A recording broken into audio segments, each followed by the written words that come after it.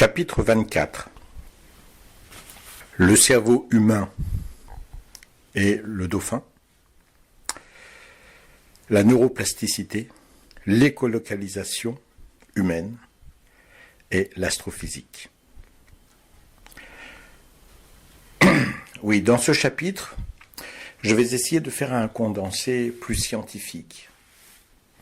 Alors, il est clair que dans les autres chapitres que vous avez pu entendre préalablement, vous avez pu voir que j'ai transmis quelque chose de simple et d'accessible pour tous. Aujourd'hui, je vais me tourner vers mes connaissances scientifiques pour expliquer un peu les mêmes choses d'une façon scientifique. Quand je me lâche dans la science, je pourrais parfois aller un peu trop loin, un peu trop vite, et devenir inaccessible pour un certain nombre de personnes. Donc je vais me forcer à rester sur quelque chose de simple et aller dans un sens accessible à tous. En tout cas, je vais essayer. Ce n'est pas facile. Je vais essayer d'apporter la confirmation de tout ce que j'ai apporté d'une façon philosophique, spirituelle, sur un point de vue maintenant purement scientifique, neurosciences, astrophysique, ainsi de suite. Alors, pour comprendre ce que je voudrais encore apporter, eh bien, c'est de comprendre que, basiquement, on dit qu'on utilise 10% du cerveau. Et c'est déjà une chose fausse. Parce qu'en fait, dans notre façon d'agir, dans notre société, nous utilisons en fait à peu près 5% du cerveau, même pas 10. Mais en même temps, évidemment, nous utilisons 100% du cerveau. Mais nous ne l'utilisons pas d'une façon consciente. D'une façon inconsciente, générale, on utilise 100% du cerveau. On ne peut pas s'imaginer 90%, 90% en train de dormir et qui soit totalement inefficace. Totalement endormi, inutile. Non, absolument pas.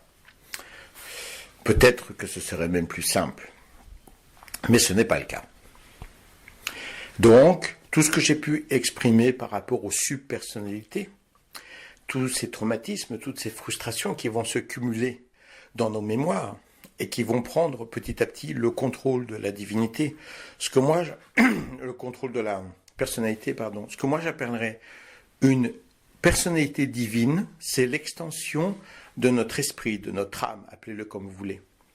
Et le cumul des subpersonnalités, c'est la subpersonnalité dominante, qui va finir par dominer sur la personnalité divine, qui est l'extension de l'âme.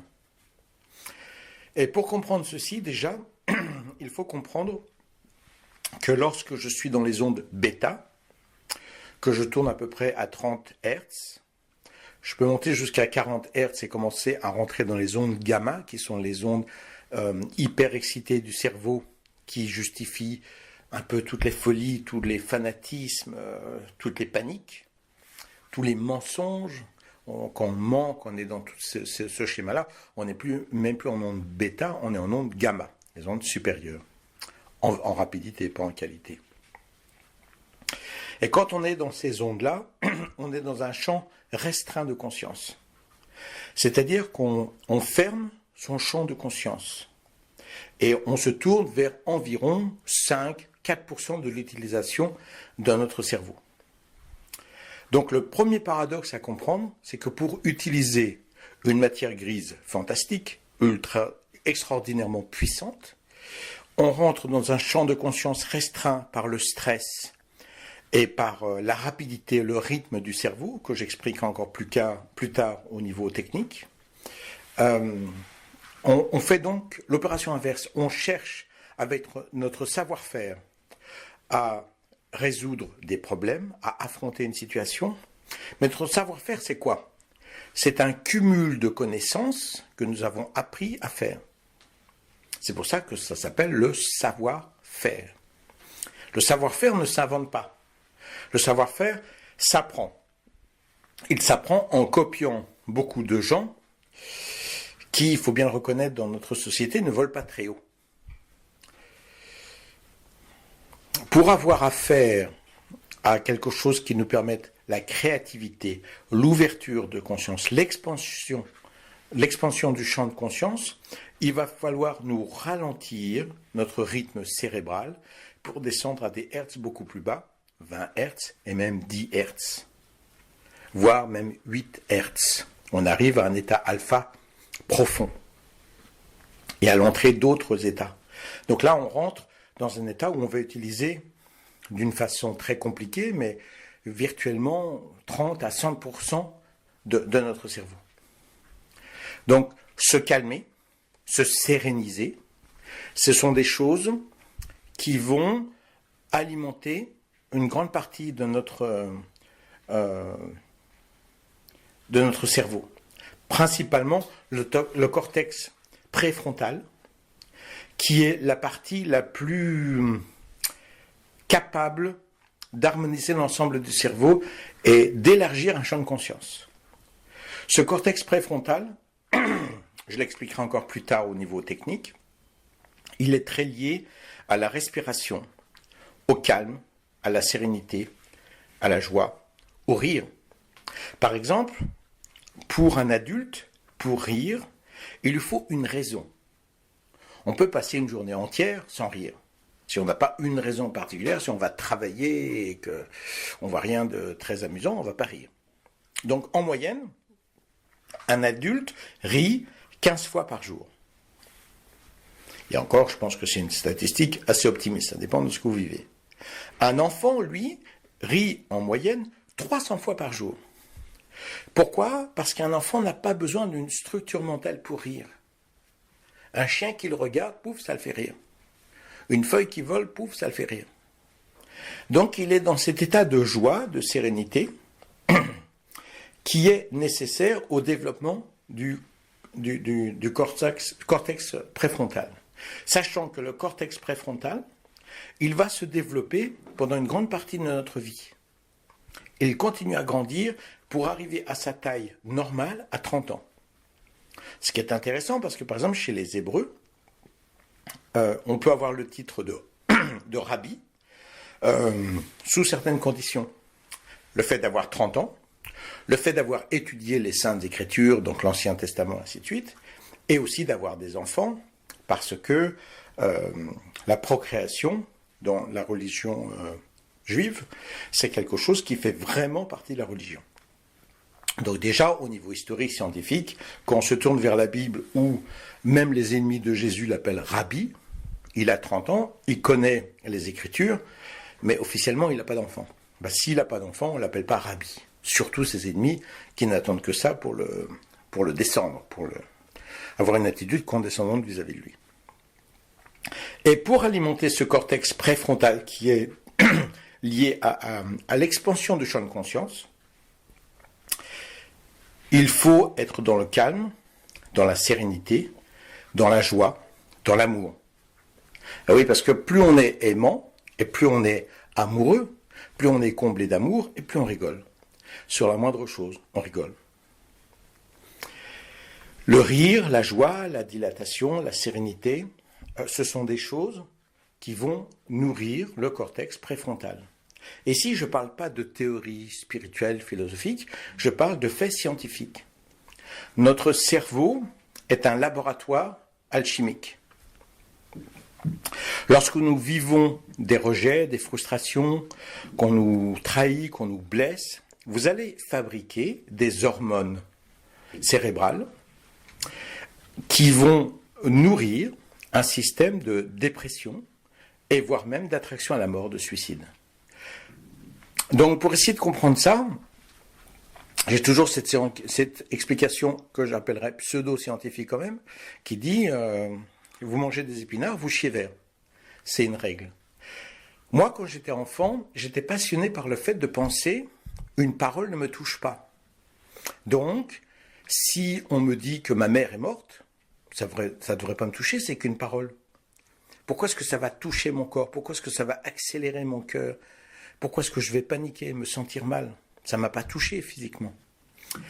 Et c'était une analyse simplement d'enfant qui est amusante, mais elle est fausse.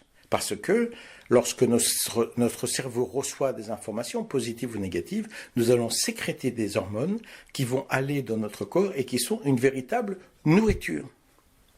Donc je parle de nourriture physique qui va descendre dans les hormones, dans le corps, et qui va structurer des rythmes biologiques particuliers, une nourriture biologique particulière, comme une pure nourriture que vous avalez. Si vous avalez du poison, vous allez vous sentir mal ou même mourir.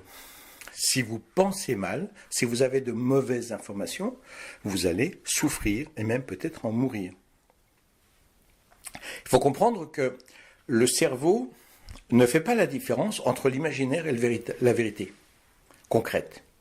Par exemple, si vous montez à cheval, vous êtes dans un protocole d'étude.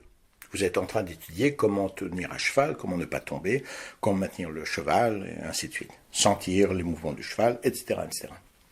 Et votre corps est en plein travail d'assimilation de tout un nouveau protocole. Or, si le lendemain, vous vous asseyez sur une chaise et que vous faites un très bon travail de visualisation, vous vous visualisez en train d'être sur le cheval, de tenir votre équilibre, ainsi de suite, le cerveau va travailler exactement de la même façon pour assimiler le problème, pour faire face au problème. Donc ça veut dire que le cerveau ne fait pas la différence entre la réalité que je vis et la visualisation que je projette, qui est une visualisation certes, mais qui fait quand même partie du travail de l'imaginaire. J'imagine quelque chose et mon cerveau réagit comme si je travaillais. C'est d'ailleurs une technique qui est utilisée par les grands sportifs pour pouvoir assimiler certains problèmes sans devoir s'entraîner perpétuellement, eh bien, il y a de longues séances de visualisation en train de travailler certains exercices de gymnastique et autres assis. Sachant que le cerveau, lui, travaille autant dans le travail de visualisation que dans le travail véritable. De la même façon, je peux vous en parler en connaissance de cause. Moi, ayant pratiqué les arts martiaux et pratiquant toujours les arts martiaux énormément, eh bien, les arts martiaux, ça veut dire dans mon corps une nourriture biologique sécrétée par mon cerveau de joie, d'excitation, de présence, et ainsi de suite.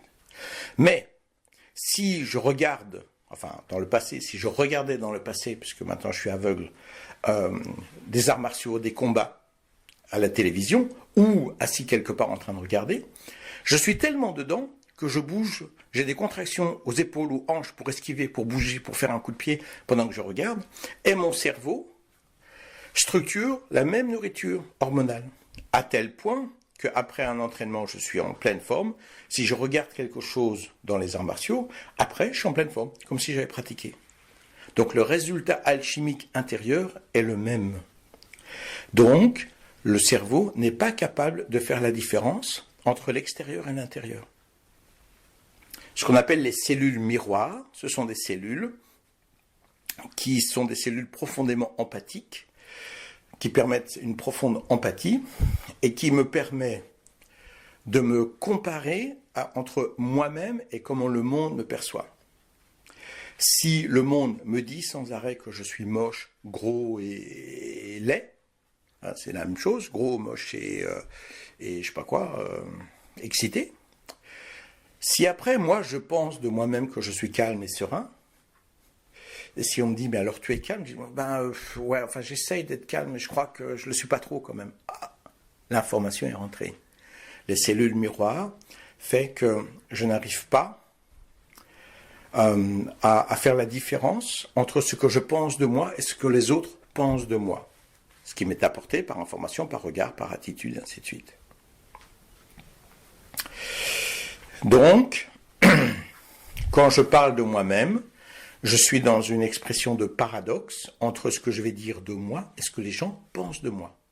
Et si les gens ne m'aiment pas, eh bien c'est clair que ce que je vais dire de moi, ça n'est pas entièrement positif. Il n'y a rien à faire, c'est inévitable. Je ne peux pas, dans un contexte normal biologique, de relation avec d'autres êtres humains, ne pas être touché par mon entourage.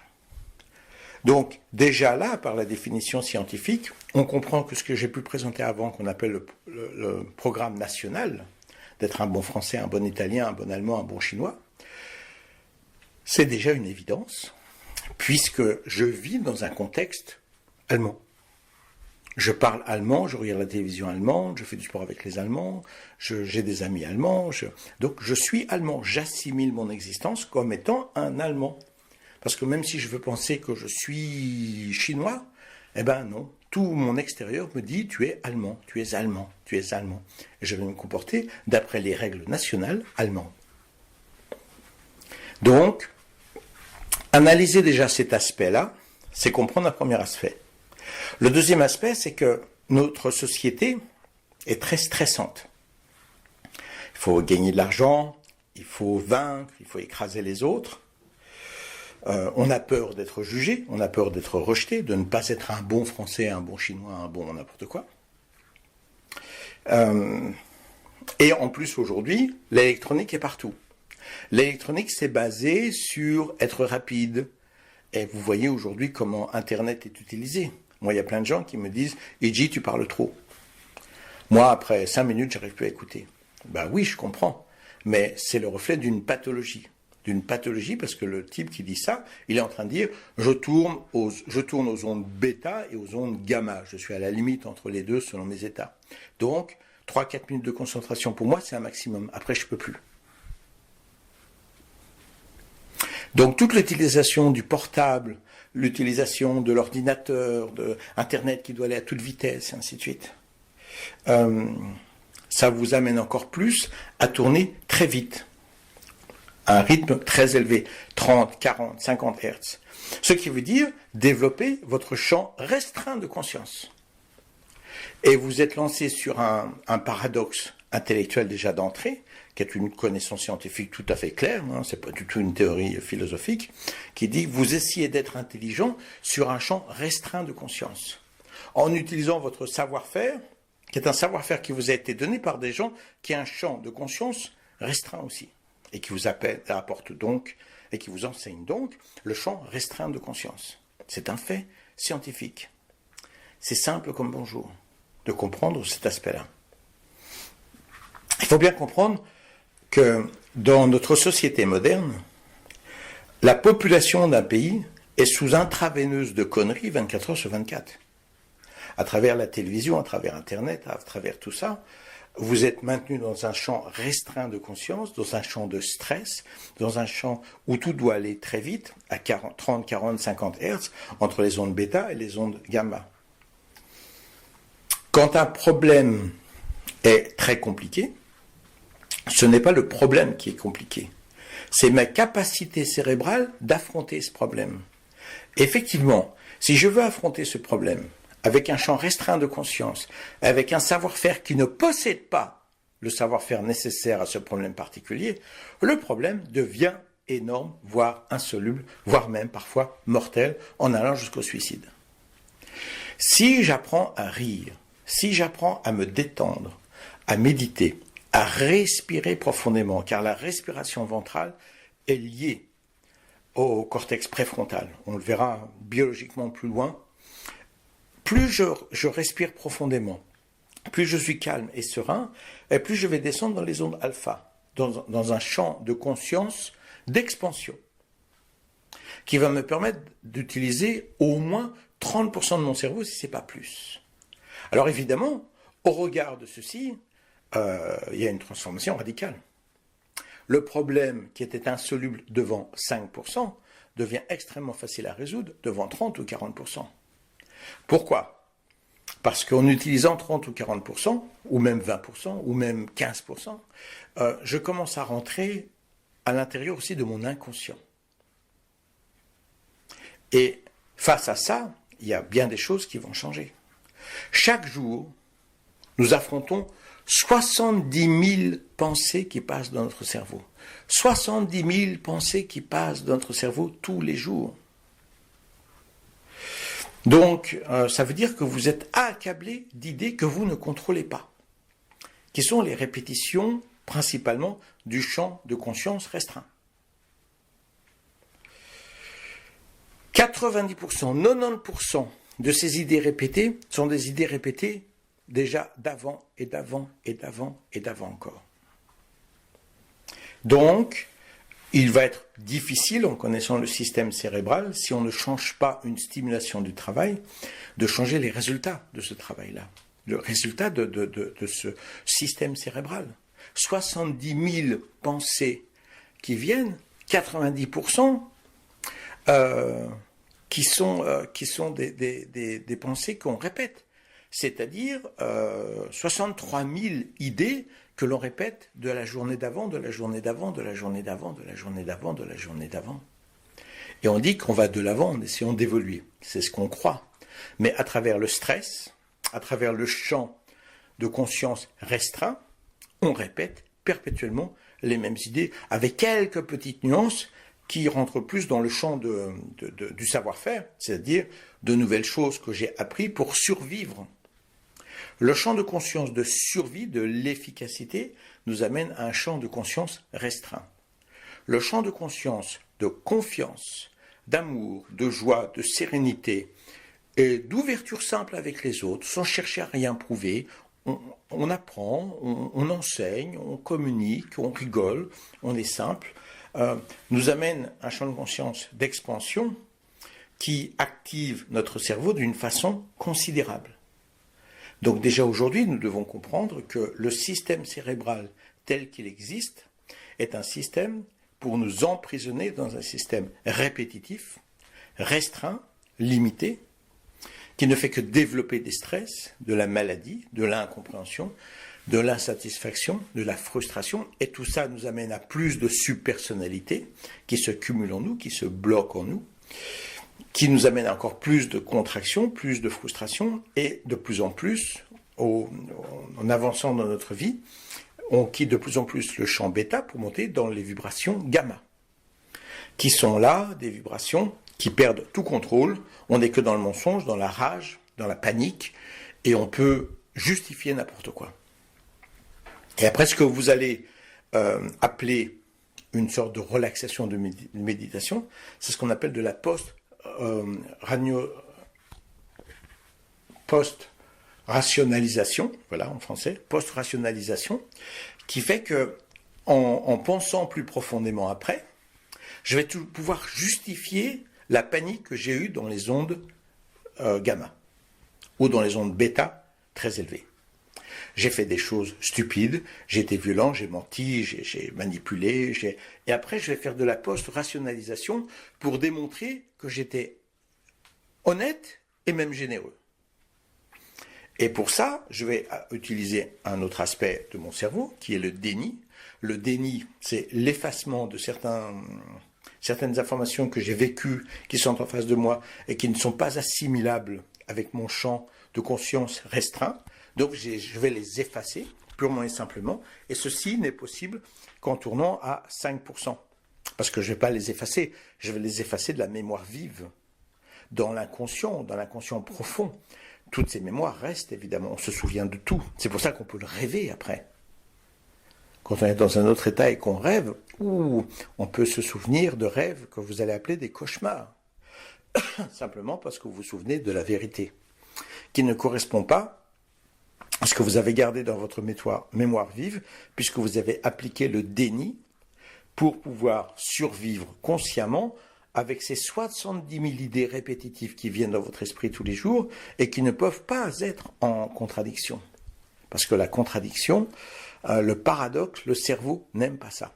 Le paradoxe, le cerveau le rejette, comme j'ai déjà expliqué dans le jeu du miroir et d'autres explications que j'ai eues préalablement par rapport au cerveau. Donc, pour effacer tout paradoxe cérébral, dans le champ restreint de conscience, le cerveau va utiliser le déni. Le déni n'est pas le fait de nier. Le déni veut dire que ça n'existe plus, que dans la mémoire vive, on n'y a plus accès. On y aura accès dans l'inconscient, dans les rêves, à travers notre biologie, à travers notre champ électromagnétique cérébral, mais pas dans la conscience vive, la mémoire vive qu'on va utiliser maintenant avec les 5%. Alors encore une fois, je le redis pour rester très simple, quand on repart dans le champ de conscience restreint, en ondes bêta et gamma, on a un choix à l'intérieur du savoir-faire. Et ça s'arrête là. C'est ce que les gens vont définir comme étant le libre arbitre. Alors que le libre arbitre, c'est comme si vous parliez d'un libre arbitre, parce que vous achetez ce que vous voulez dans un supermarché, où c'est le seul supermarché où vous avez le droit d'aller. C'est donc votre supermarché du savoir-faire dans lequel vous allez choisir ce qui vous appartient dans ce supermarché du savoir-faire qui vous a été donné par une conscience, par une société de conscience de champ restreint. Réussir, argent, voler, mentir, manipuler, survivre, accepter la politique, accepter la guerre, accepter la famine dans le monde, accepter la pollution, et ainsi de suite. Vous avez donc la définition de votre libre arbitre à l'intérieur de ce supermarché du savoir-faire. Quand vous passez dans un champ de conscience en expansion, en onde alpha, où vous vous retirez, vous vous calmez, vous réfléchissez ou méditez calmement, vous jouez de la musique, vous faites de la peinture, vous allez courir, vous allez marcher calmement et sereinement. Et d'un seul coup, des solutions viennent, des choix viennent. Et ces choix, maintenant, font partie de votre champ de conscience en expansion, c'est-à-dire que vous allez chercher des éléments qui sont captés d'une façon inspirée. On pourrait parler d'inspiration, de médiumnité, de channeling. Vous pouvez tourner ça dans le sens spirituel comme vous voulez. Et qui sont cette capacité que le cerveau a, en étant calme, de prendre l'ensemble des éléments d'un problème, de prendre une très grande distance de ce problème, de prendre une très grande distance de sa propre existence, pour avoir un regard global qui nous permet de trouver de nouvelles solutions qui sont de véritables choix, c'est-à-dire des choses nouvelles que vous allez développer par vous-même. Et là, et seulement dans le champ de conscience en expansion, en mode alpha, en respiration profonde, en joie profonde, en amour profond, en plénitude de vie, avec des aventures, avec des joies, avec une fierté sur soi-même, seulement là, on a accès au libre arbitre.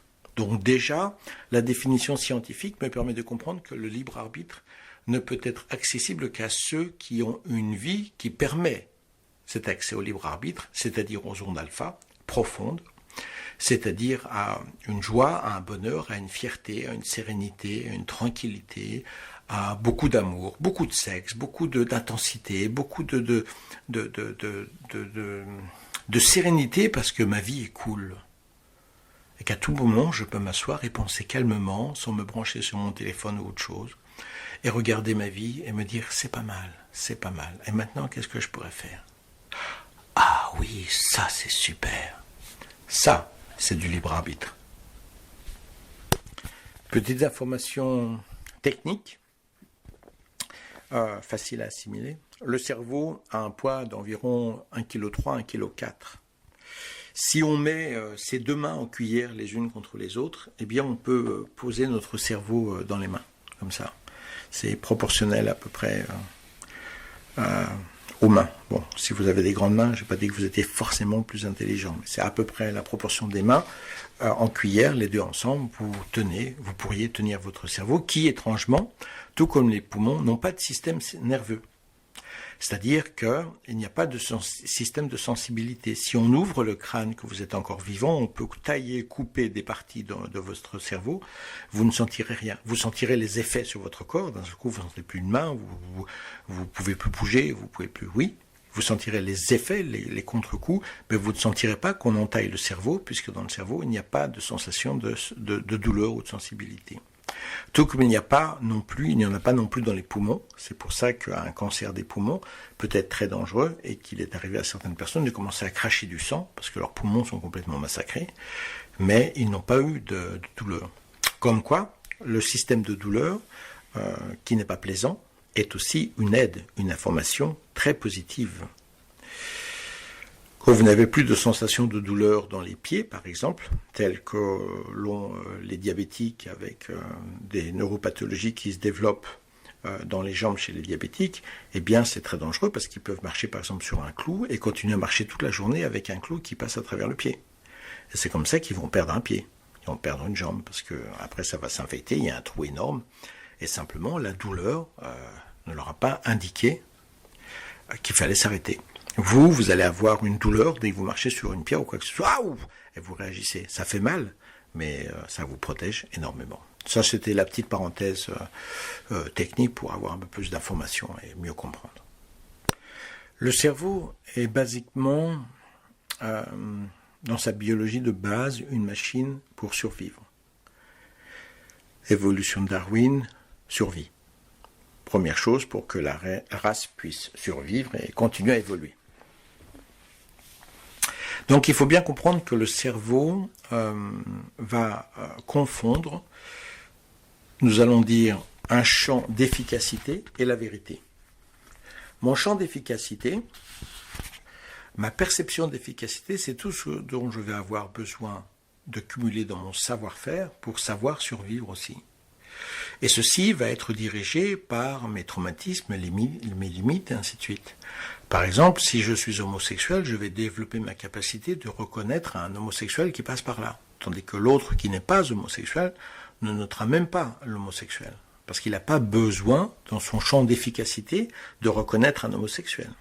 Si je vis dans un pays ultra raciste et ultra violent, il y a les Noirs qui sont très agressifs et les Blancs qui sont très agressifs aussi, donc on ne sait pas qui a commencé, on s'en fiche. Ceci étant, dans mon champ d'efficacité, je serai capable de reconnaître tout de suite quand il y a un Noir un peu plus agressif ou un groupe de Noirs où je ne vais pas rentrer dans telle maison, dans tel café, parce que je sais que je risque quelque chose. C'est mon champ d'efficacité.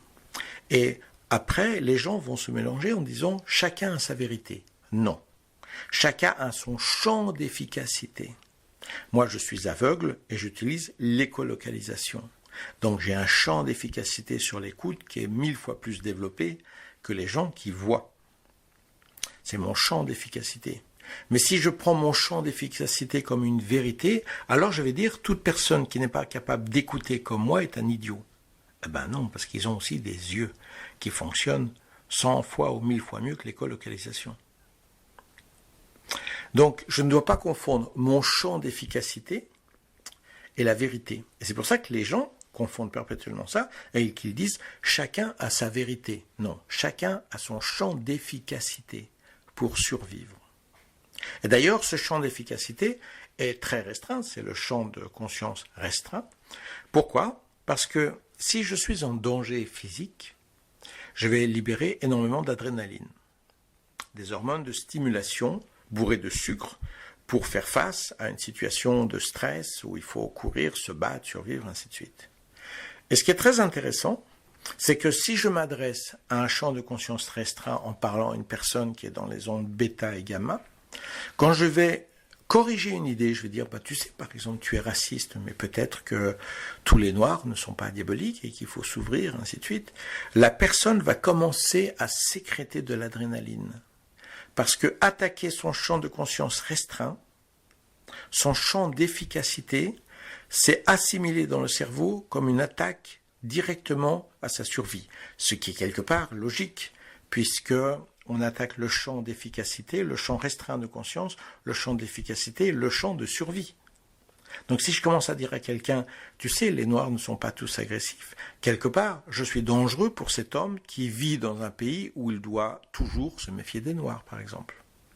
Donc je ne donne pas raison, je ne dis pas donc qu'il faut être raciste. Je dis qu'il y a une grande différence entre le champ d'efficacité et la vérité.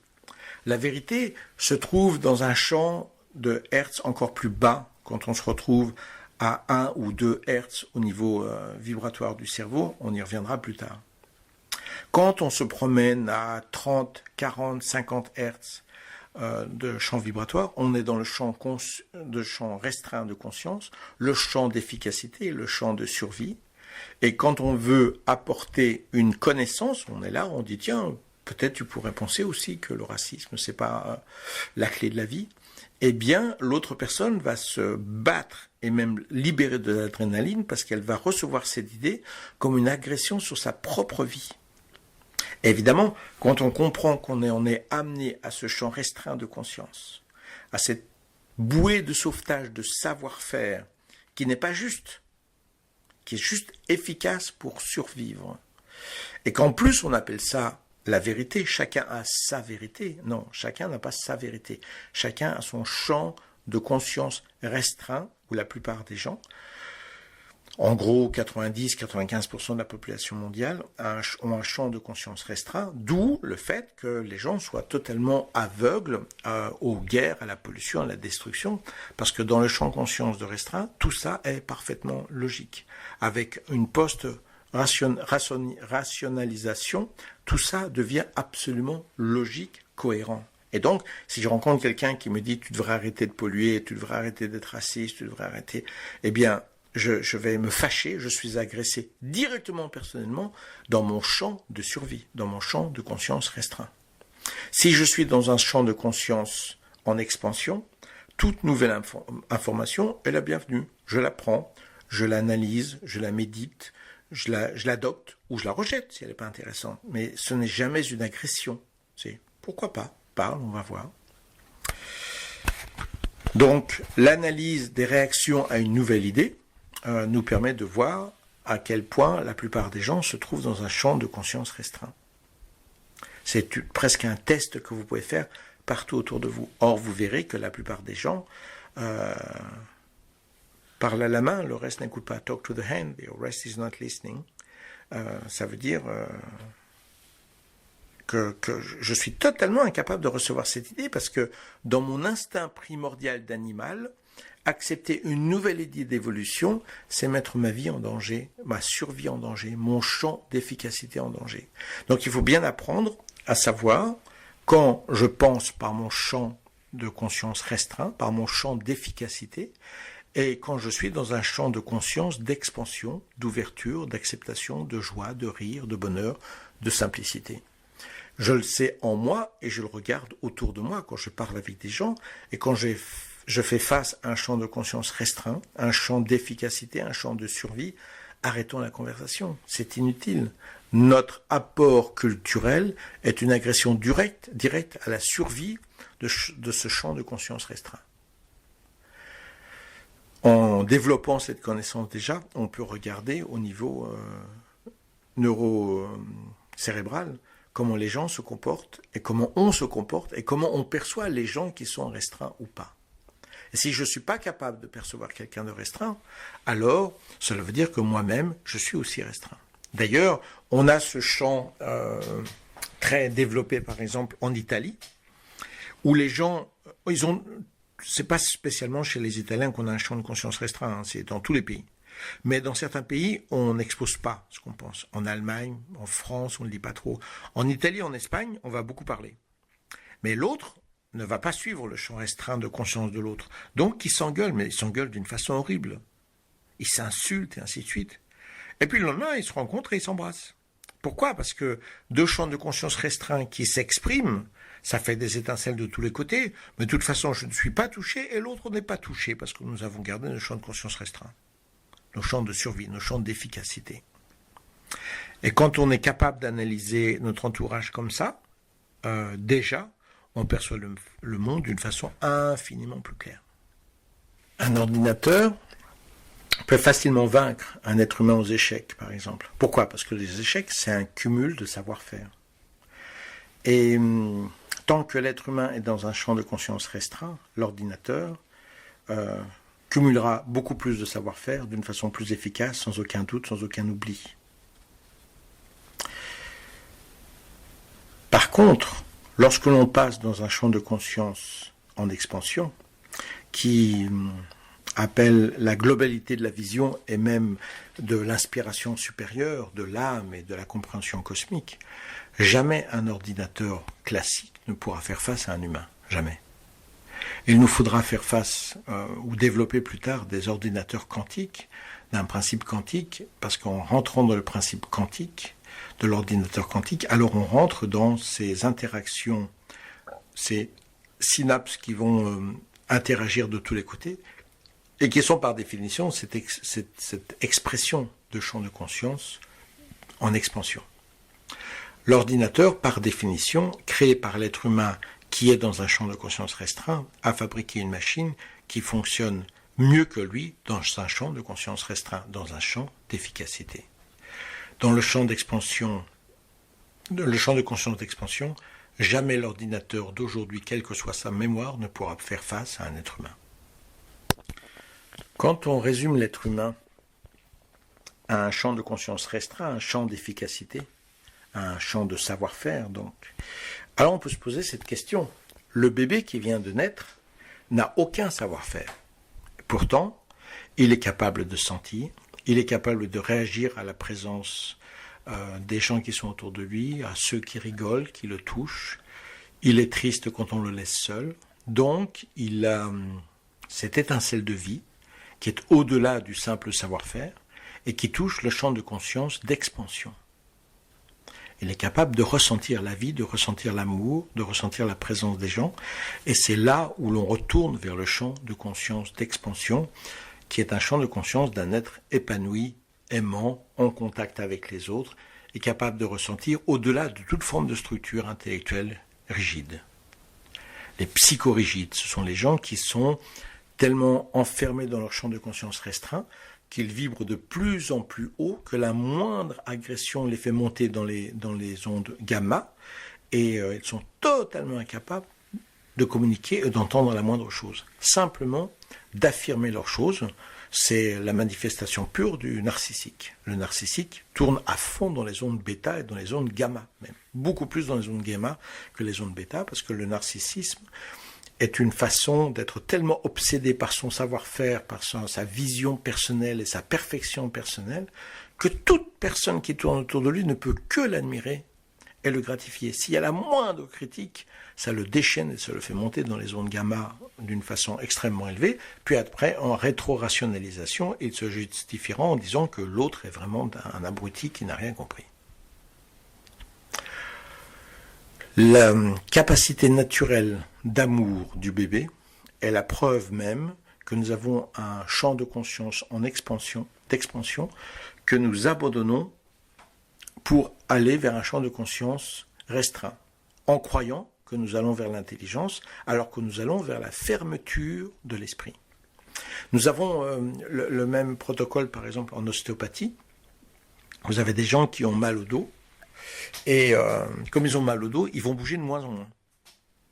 Ce qui est une erreur mortelle, puisque la colonne vertébrale est soutenue par les muscles. On va dire environ 30% de structure osseuse pour 70% de muscles. Donc quand on commence à avoir mal au dos, on perd de plus en plus ses muscles et on demande à 30% du corps en mauvais état de faire 100% du travail. C'est le même protocole qu'un champ de conscience restreint. On demande à un petit champ très limité de faire tout le travail par peur, par manque d'enthousiasme, par manque de joie, par manque de vie. Or, la douleur du dos et le dos qui s'affaiblit, ou le cerveau qui se ferme de plus en plus, les ventricules qui se bloquent. En ostéopathie, on travaille en massage crânien pour libérer les ventricules. Le 4e ventricule qu'on va libérer en faisant travailler l'occiput, par exemple, pour faire passer par les trous de Chiré postérieur le liquide céphalorachidien qui va descendre dans la colonne vertébrale et dans le bassin. Pourquoi est-ce que dans le bassin, on a le sacrum, quelque chose qui soit sacré ? Parce que lorsque l'on pense en champ de conscience d'expansion, on va libérer des hormones qui vont descendre le long de la colonne vertébrale pour arriver jusqu'au bassin. Les Chinois parlent du tantième inférieur, le bassin, le tantième du milieu, le cœur, et le tantième supérieur, le cerveau. Et c'est exactement cette chose qu'il faut comprendre. Par exemple, lorsque l'on pense au Christ, la définition du Christ, c'est un être qui a été oint de l'huile divine. C'est sacré. Il est intéressant de savoir que sacré, c'est la même origine que le mot sécrétion des glandes. Et en fait, pour être oint de l'huile divine et pour devenir un Christ, il faut recevoir de l'huile, non pas de l'extérieur, mais de l'intérieur. Cette huile sacrée, ce sont les hormones positives que l'on va sécréter par une façon de penser en champ de conscience d'expansion. Ce liquide va descendre le long de la colonne vertébrale, et c'est une des origines, dit-on en tout cas en ostéopathie, de la légende du Père Noël qui descend le long de la cheminée pour apporter les cadeaux. Parce que lorsque la vibration de respiration profonde est lié entre le bassin et le cerveau. On appelle ça le travail de la respiration primaire en ostéopathie. On arrive à un travail fantastique d'ouverture et d'harmonisation avec les cellules, avec le cœur. Je reviendrai aussi sur toute la structure biologique de ce travail particulier. La libération du bassin, du pelvis, dans une respiration profonde ventrale, sereine, va oxygéner encore plus le cortex préfrontal, lié à cette respiration profonde. Donc, chez les Chinois, on dit que tout doit s'harmoniser. Le tantième inférieur, le bassin, le tantième du cœur et le tantième supérieur. En sachant qu'il y a des neurones qui existent dans le rachis, dans la colonne vertébrale, j'y reviendrai, mais aussi dans le cœur et autour du cœur. Et le cœur est lié complètement aux vibrations cérébrales. D'ailleurs, on trouvera dans la colonne vertébrale un chef d'orchestre rythmique et du cœur, de la respiration et du cerveau. Donc, toutes les légendes chinoises, on va dire, les connaissances chinoises de médecine chinoise du passé, s'accordent totalement avec la science aujourd'hui, si on ouvre un petit peu son esprit en analysant tout ça dans un champ de conscience d'expansion. L'ordinateur a été créé dans les eaux de 1950 pour comprendre comment travaille, comment fonctionne le cerveau. Et l'évolution de cet ordinateur s'est révélée une catastrophe, totalement inadaptée à tout ce que le cerveau peut créer, développer, ainsi de suite. Donc, au lieu d'accepter l'échec d'un ordinateur qui s'adapte au cerveau humain, eh bien, on a fini par inverser la machine. C'est-à-dire qu'on a appris à l'être humain à développer de plus en plus, si je puis dire, devrais dire plutôt à se concentrer de plus en plus sur son champ de conscience restreint pour s'adapter à l'ordinateur. Donc l'être humain d'aujourd'hui a un champ de conscience encore plus restreint que nos aïeux, tout simplement parce qu'il nous faut nous adapter au monde de l'ordinateur. Et au lieu que l'ordinateur ait appris comment le cerveau fonctionne, c'est le cerveau humain qui a dû s'adapter au système limité de l'ordinateur avec une ultra-intelligence. Donc aujourd'hui, on se retrouve, si je puis dire, honteux devant un ordinateur, puisque l'ordinateur est plus efficace que nous. Encore une fois, pour rester sur des choses simples et pour bien comprendre par rapport à l'ordinateur, avec votre ordinateur qui est devant vous et qui est infiniment plus intelligent que vous parce que vous marchez dans un champ de conscience restreint et vous acceptez ce jeu, cette tyrannie de stress, d'ordinateur et de système de pensée déductible par un principe d'ordinateur. Les Japonais ont voulu créer un cerveau artificiel qui ait la capacité d'un cerveau humain. Ils ont commencé avec un cerveau de souris, 70 millions de neurones. Nous avons 150 milliards de neurones. Et avec 70 millions de neurones, eh bien, les Japonais, avec tous les moyens techniques et financiers qu'ils ont pu avoir, ont été incapables de construire un ordinateur, voire gigantesque, qui devait dépasser la taille d'un hangar d'avion.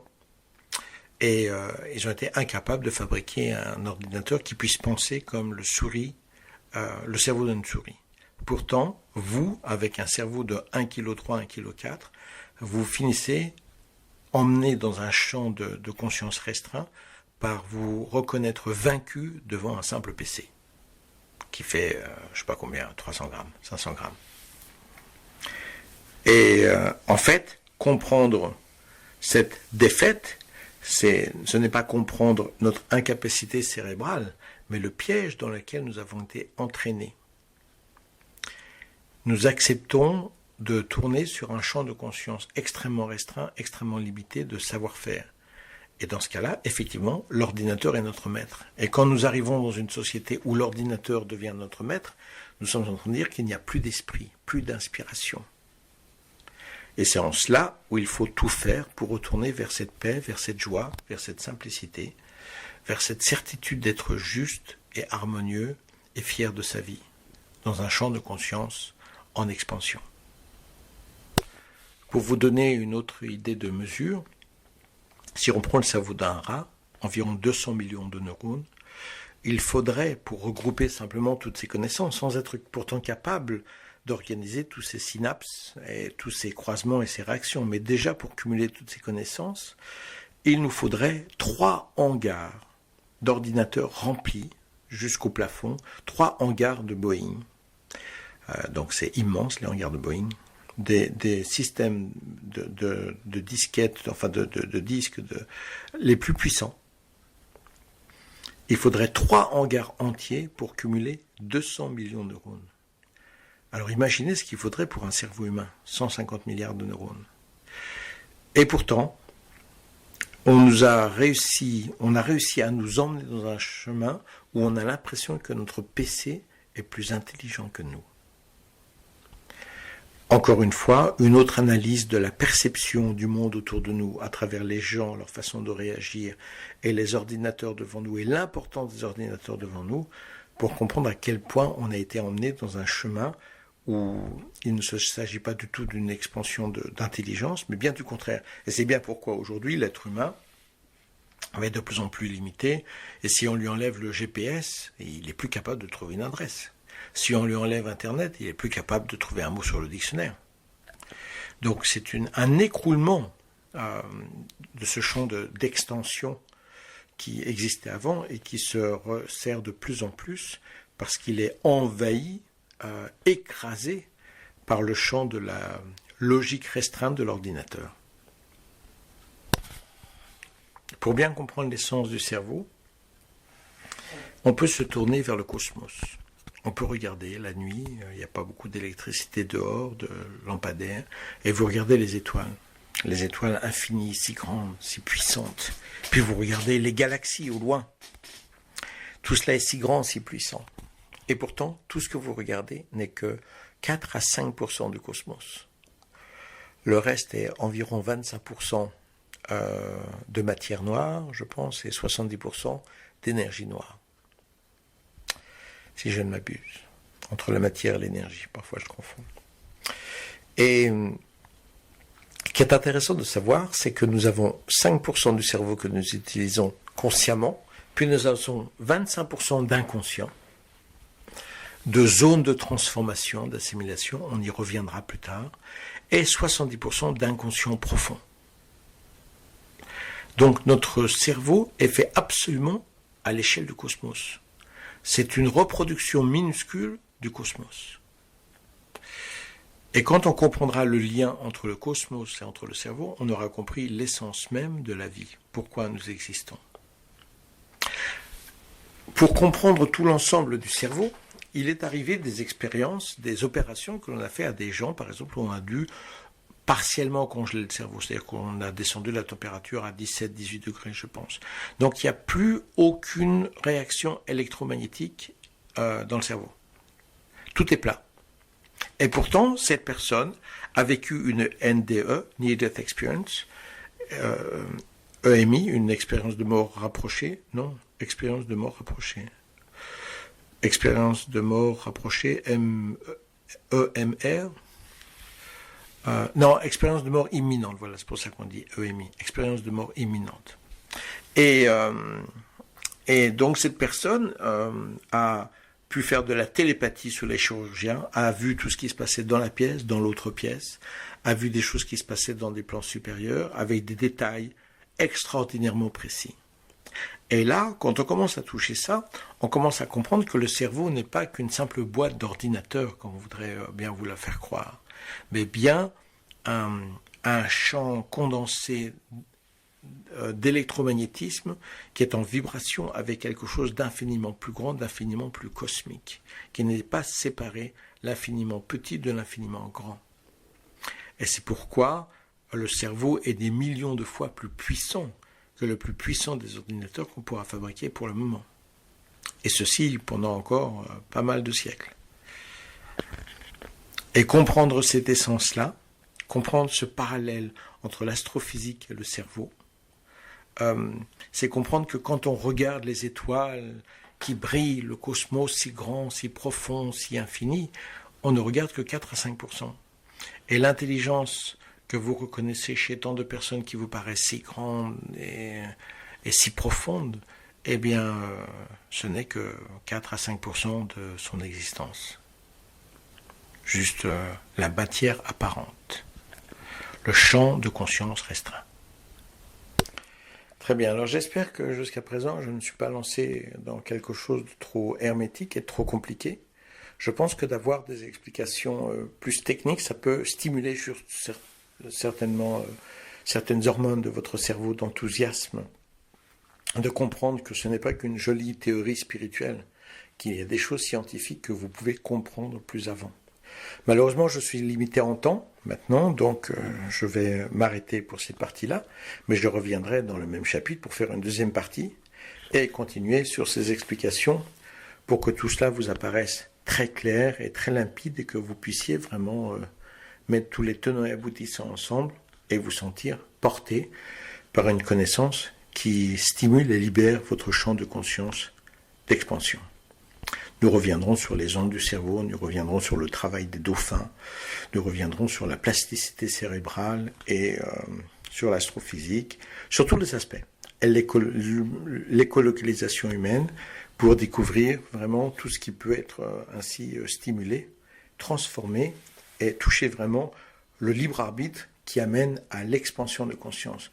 Revenir vers ce que nous sommes en essence, un esprit libre, uni au cosmos, uni aux vérités divines, uni aux valeurs essentielles de l'essence même de la vie, du respect, du bien-être, de l'amour, de l'empathie, de la fraternité.